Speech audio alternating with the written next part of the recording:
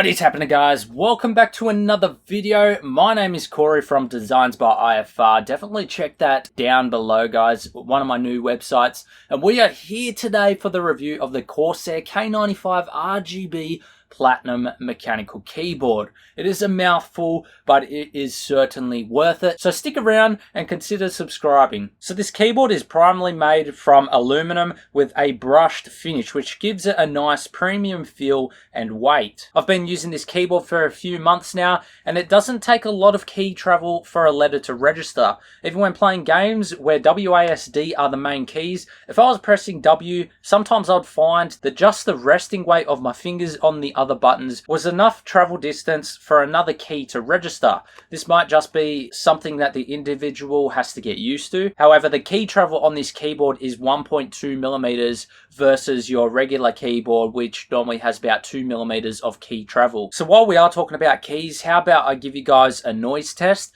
and then we'll move on to the switches themselves. So here is a quick noise test of the keyboard.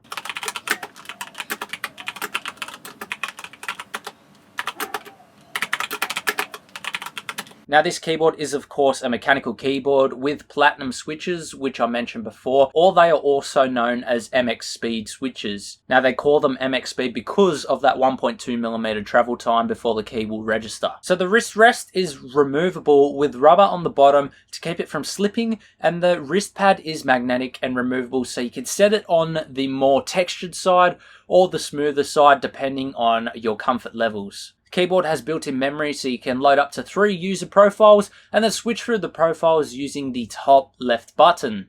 And if you don't want any light, we'll simply switch it off by using the middle button, or you can just dull the brightness. The next button across is the Windows lock button, and then the mute button, then volume, followed by the multimedia keys. There are 6 macro keys to the left, and each key is backlit with RGB, including the top strip and the logo. On the bottom of the keyboard, we have some cable raceways designed to take your headphone wire under the keyboard so that it isn't in the way of, say, where your mouse might be moving around during a game. The back of the keyboard also has a USB pass-through, which they finally brought back to the K series keyboards. So this actually makes it a really nice option. Say if you only want your keyboard cable routing to the back of the desk, you can have your mouse cable routing underneath the keyboard, or you can just have your headset cable routing underneath instead of having 2 cables going straight along your desk. As with most keyboards these days, we have N key rollover and anti-ghosting, meaning that when you press 2 keys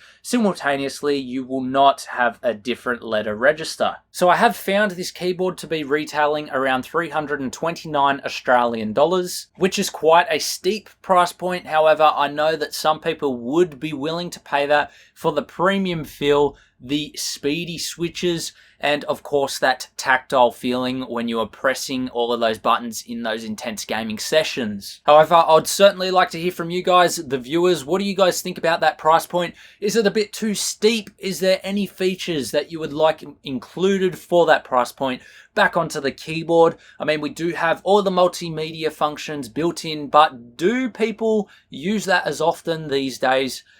Well, that is up to you guys. Let me know down in the comments below. If you enjoyed this video, please leave a like, leave a comment down below, and consider subscribing if you like this kind of content. We also do custom PC builds, DIY modding tutorials, water cooling tutorials, and helping guides. So definitely consider subscribing, and we'll see you guys in the next one.